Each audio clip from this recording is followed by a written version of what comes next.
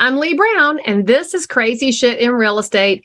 As many of my regular listeners know, I am a big fan of the accessory dwelling unit movement. And today we're talking to a young, vibrant piece of the growing space, Whitney Hill. She's here to talk with us from SnapADU, which is all about design processes and ideas for ADUs. So if that's new to you, get your notepad and pen. If it's not new to you, get ready for some new information, and I'll see you on the other side. You're listening to Crazy Shit in Real Estate. You'll be amazed at all these wild but true situations that others have found themselves in. Because on this show, you'll hear uncensored, unbelievable stories from the world of real estate. I'm Leigh Brown. Let's dive right in. Before you get the rest of the story, I'd love to share a quick message from today's sponsor. If you've never heard of Follow Up Boss, you're going to love it. And it's going to get you organized in a way that will actually impact your business for profitability and for better excellence with those you're serving. For more information, go to followupboss.com/crazy. Tell my audience a little bit, who is Whitney Hill? What do you do? Where are you located? Give them some background before we start chatting. Sure. I'm the co-owner of SnapADU. We are an accessory dwelling unit construction company based in San Diego. I handle our business development and innovation, and my co-owner runs the construction operation. All right. How did you land? Okay, first of all, so for the audience, we've got links to our other episodes about accessory dwelling units if it's not your area of expertise. The really quick nuts and bolts. This is essentially another living unit on an existing property. So it could be a detached garage that turns into an apartment. It could be a tiny house put in the backyard. It could be a lot of different things, but they are one of the most elegant solutions to our housing shortage, in my personal opinion, because frankly, I would like to have one on my property, put mom and dad in, so I don't have to put them in another house somewhere with more maintenance. And so anyway, that's a quick insight on ADUs. And Whitney is coming to us from California. And I have to say a nice thing about California, which doesn't happen all the time, but they did pass legislation last year to allow for statewide approval of accessory dwelling units, which was a really smart move because it shut down a lot of the NIMBYism conversation from people who are grumpy pants and don't understand things. So that being said, there's your quick background. So Whitney, tell us how you landed in this space. Obviously, you are young and not looking for a granny flat yourself. So tell us what drew you to this space.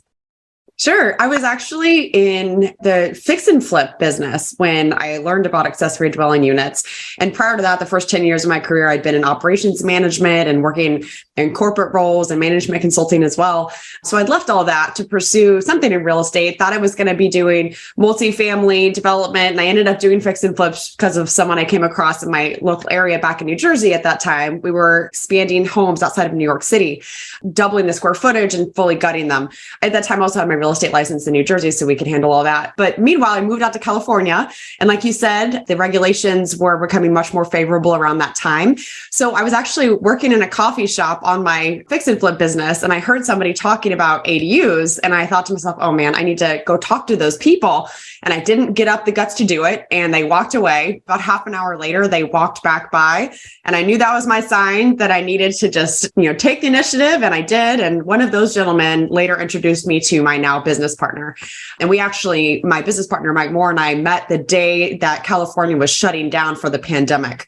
So all of SnapADU was built in the context of a work remote model. And that's really shaped all of our business.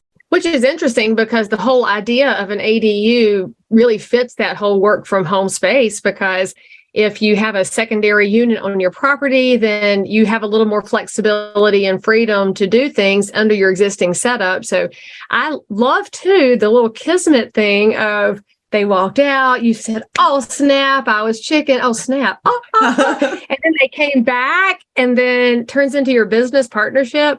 So I'd love to know where you started in the ADU space. Did y'all start with like upfitting existing properties or adding additional units? And I know that your primary focus now is on design. So I'd love to know what you're seeing for trends as you're watching this thing change. And of course, market by market, they look different everywhere.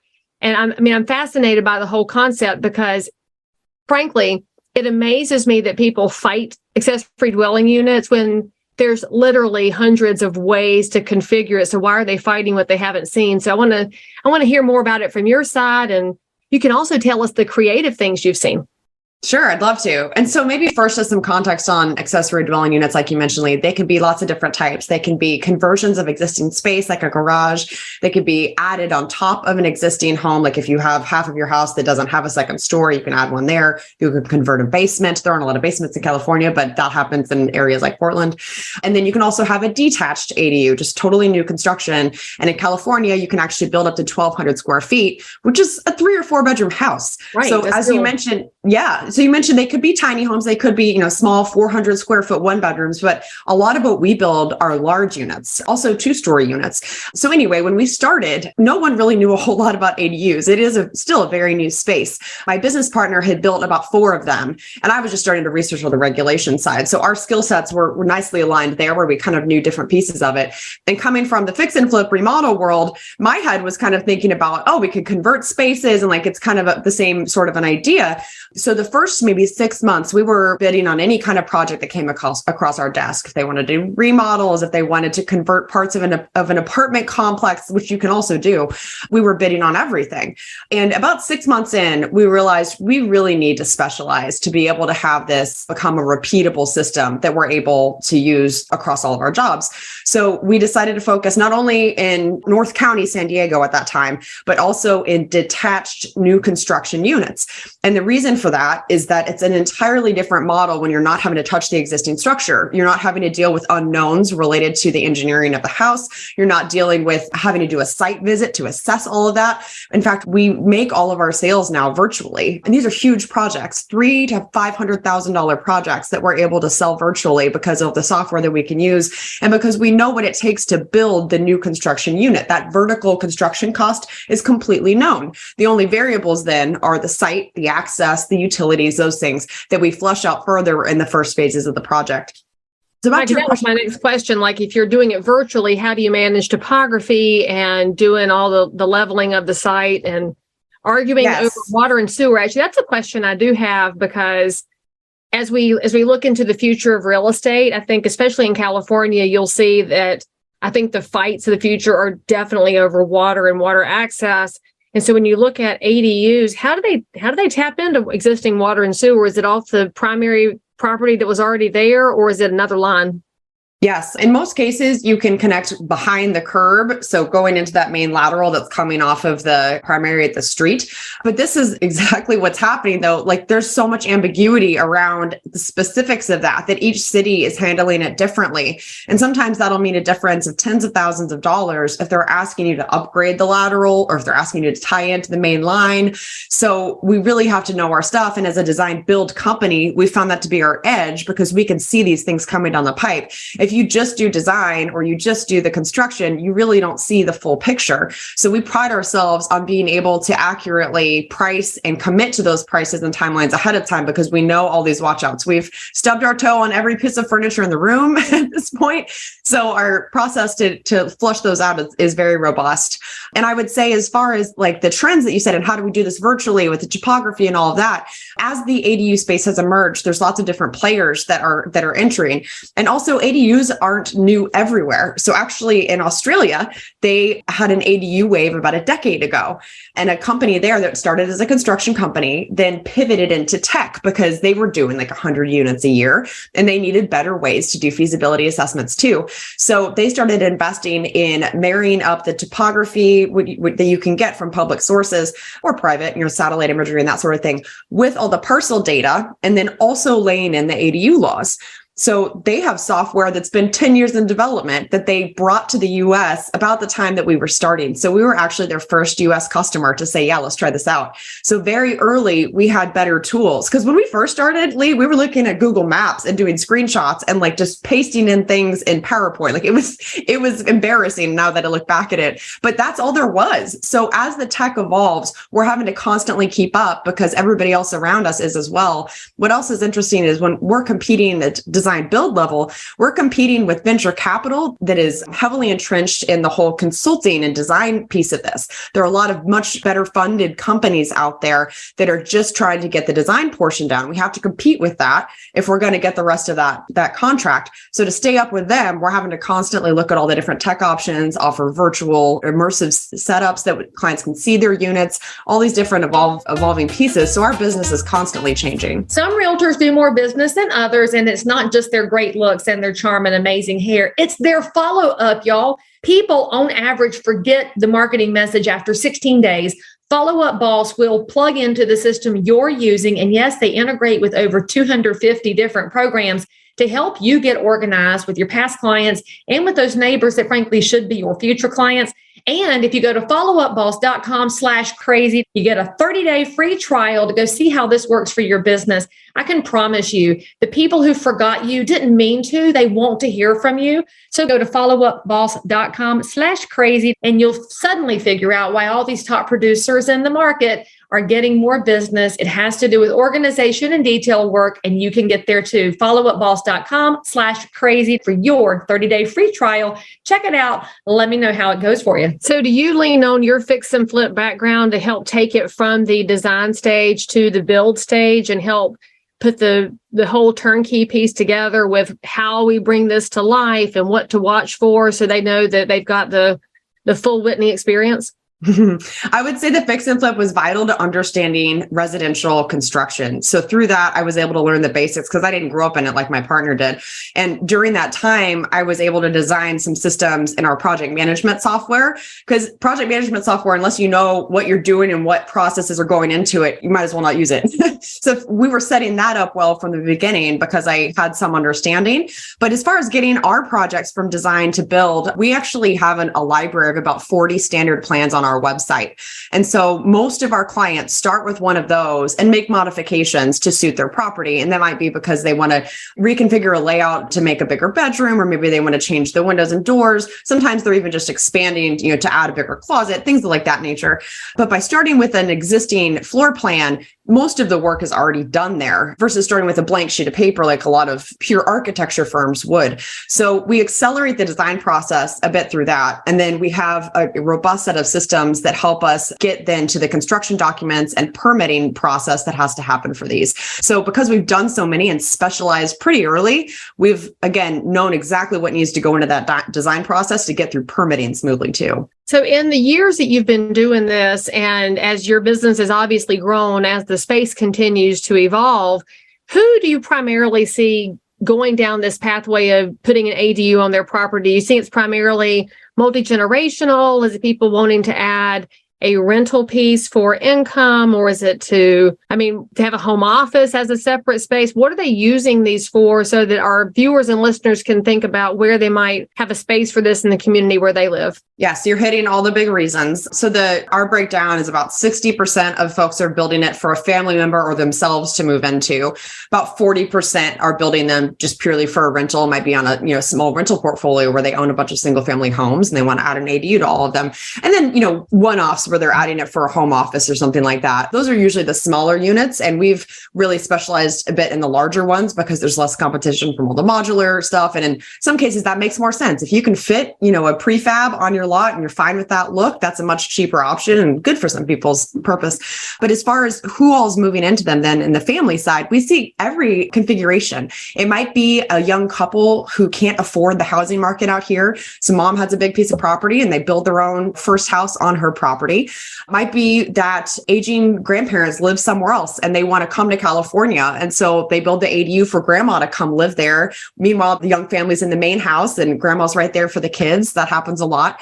Sometimes even, younger folks might decide, hey, this is going to be my first rental experience.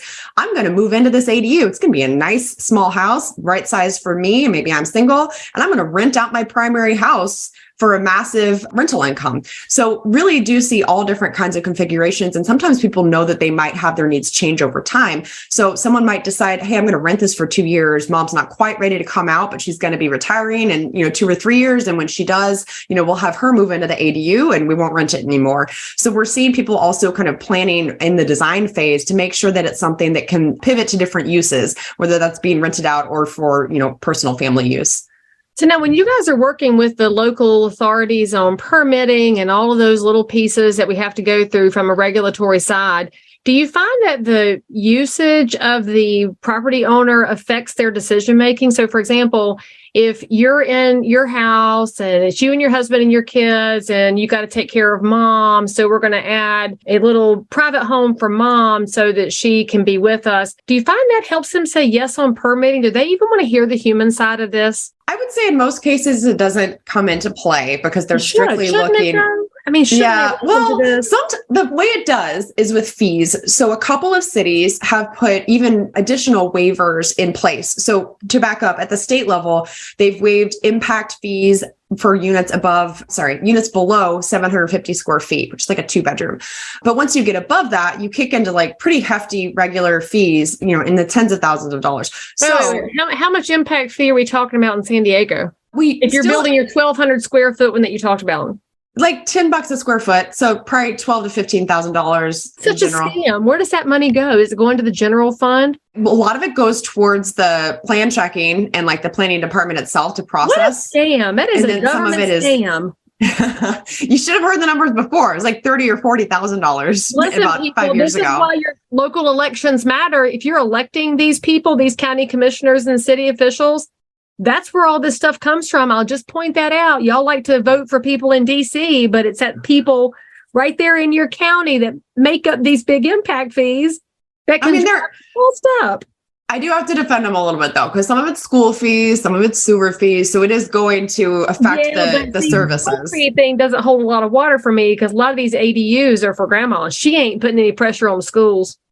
You're right. The small units, there's probably not a family in those.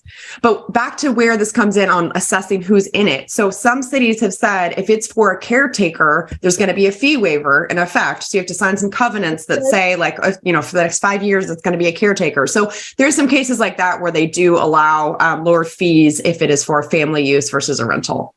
But they should wipe out all the fees because government's too big. I'll just toss that in there because I like to say abolish the IRS. But anyway, as you're looking at the pathway that you're on, where do you see the biggest growth opportunity for the ADUs in the marketplace? And what gets you excited as a design person who's got a whole background in messing around with real estate now?